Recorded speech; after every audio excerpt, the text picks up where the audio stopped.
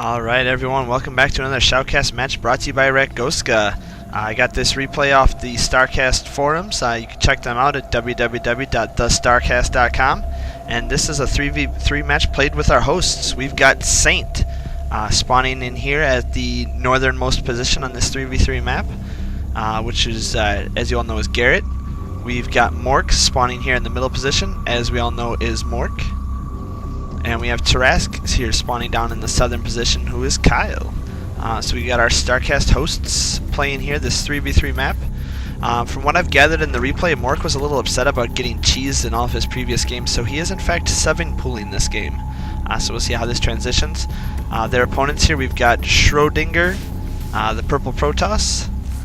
We've got Optifron spawning as the orange Zerg.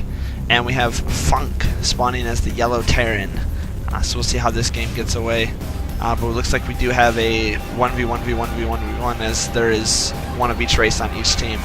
So we'll see how this game gets going.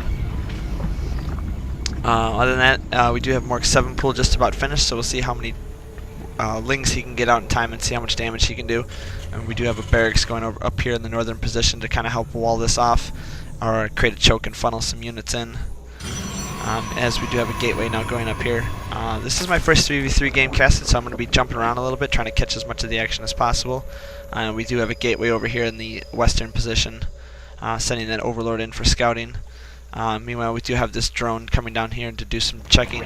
He is going to notice the time on that pool, and is going to be able to get that worker taken out. But is he really sending all of his drones with his lings? That's totally crazy. I don't know how well this is going to work. We'll see. As the Terran player is deciding to get this wall put up, getting a Marine out in production. I wonder if he's going to choose to take this left path or this right path. Looks like he might have better luck if he goes in the left path. But we do have that SCV coming out right now, getting surrounded by those lings and those drones. And now taking out that drone as well. Nope, looks like he's going to let that drone go, as we do have 2 more lings coming. Mork currently supply blocked 11/10, so we'll see how he decides to transition to this. Oh, just gets that wall up in time with that Marine guarding there, so he doesn't look like he's going to want to go in through this way. Looks like the 7-pool might have been countered, except for this left channel is open, so you might be able to sneak in there. What do we have defenses for the Protoss player? We just have a lot of probes up right now, and a Zealot just finished, so we'll see how much damage he can get in here with these. Meanwhile, Zerglings are running around. Looks like he's going to be going for the Zerg base as it is left wide open. We do have a couple of lings out in production right now and getting the spine crawler up. And it looks like this is going to get shut down pretty hard. Just not looking too good for these players right now. As one of their teammates is basically SMO right now, having no drones and just a spawning pull up and only at 1 supply right now. Which is, oh, now he's working on his 2nd supply, as this one Zergling is sitting here in the center of the map. Meanwhile, for Saint, we just have a couple of Marines out, still working off his 2 racks. And for our Protoss player, he's just now building his 2nd gateway, working on his warp gate research right now. Both Protosses are getting the warp gate research about the same time. Meanwhile, we do have a factory coming up as well, and Zerg speed coming up for the orange Zerg. Taking out those destructible rocks so they can get some expansions up. But meanwhile, it didn't really do too much damage to this orange player's economy, so that 7-pool was shut down pretty hard. So we'll see if Mork can transition back out of this and pull a win off for his team. It looks like he's getting his pylons up here so he can get some good scouting, possibly take out these rocks and work on expanding as much as possible. Meanwhile, it looks like Mork's just trying to build up his economy to get back into this game. We do have a bunker going up as well as getting his 2nd gas going. And we do have still more Marines being pumped out, as well as Zealots for Tarask, getting a Stargate up on the upper cliff, a forge, as well as the 2nd Stargate. And we do have that command center coming up this way.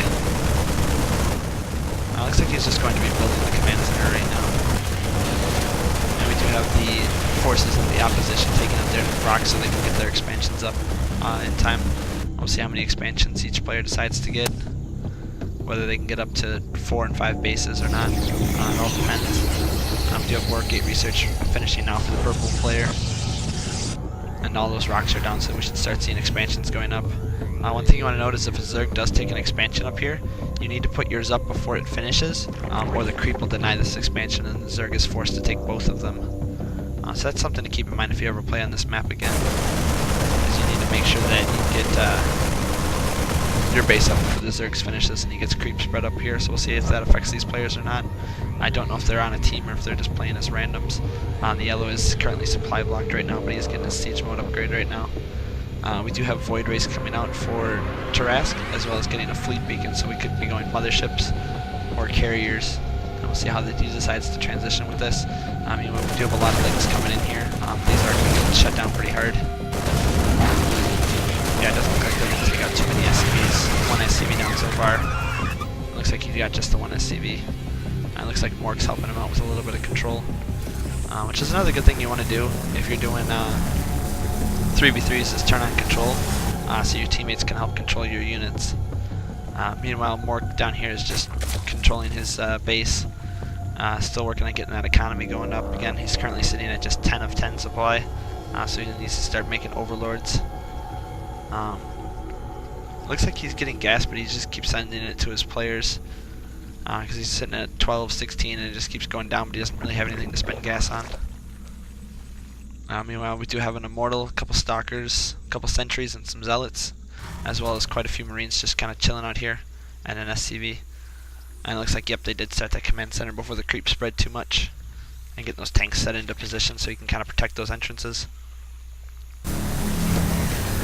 Meanwhile, we have two Void Rays sitting out here right now, and getting their second bases up right now. Meanwhile, Mork is just currently sitting down here, mining lots of gas, not really mining any minerals. Looks like he's still just making drones, not even a queen out for him. It looks like we just have this small army massing outside. Mork pinging the map. Does he have an overload there to detect any of that? No, doesn't look like it. Just like he wanted to see what was going on, see what he could see. And hopefully we'll see some action from these players. We did see that early pool, but not quite much anything else of that. We do have a Zealot Scout coming out right now. We'll watch this Zealot and see what happens as he sneaks through the brush, sneaking around behind, hiding. It looks like he's just checking for bases right now. Oh, and holding the watchtower. It's always a good thing to have those watchtowers. You can kind of keep a good eye on the map, know what's moving, what's not. As we do still have more Void Rays coming out. Oh, two carriers now coming out for Tarask. Meanwhile, Mork's getting an Overlord, so it looks like he is going to be going for some kind of higher economy than he currently was. Ooh, and a mothership coming out now for Tarask. So we'll see how that mothership play works out for him. Just getting those tanks seized up on the high ground. If you had a couple here as well as over here, you could pretty much watch the entrances to those bases from any kind of ground attack. Get a lot of good damage in before those units get into his base. And then meanwhile, we do have a small force here moving out for our players. We have some Stalkers, some Zealots, some Sentries, some Zerglings, a Roach or two. And we'll see if the yellow player decides to bring his Marines and tanks down as well, or if he just decides to hold back and keep on defense. We do have more carriers in production, as well as getting an armory +1, and a stim pack is almost researched for both players, as well as getting a starport now for the yellow Terran. Alright, we'll see how this game transitions. Meanwhile, we still have those carriers being produced. It's very difficult to do on just the two bases. Mork's sitting at 100 gas. I haven't seen him spend his gas on anything, so I'm assuming he's just funneling it to his players. Meanwhile, getting the Graviton Catapult, which is the upgrade for the carriers, so they fire the interceptors out a lot faster. So they actually do more damage that way.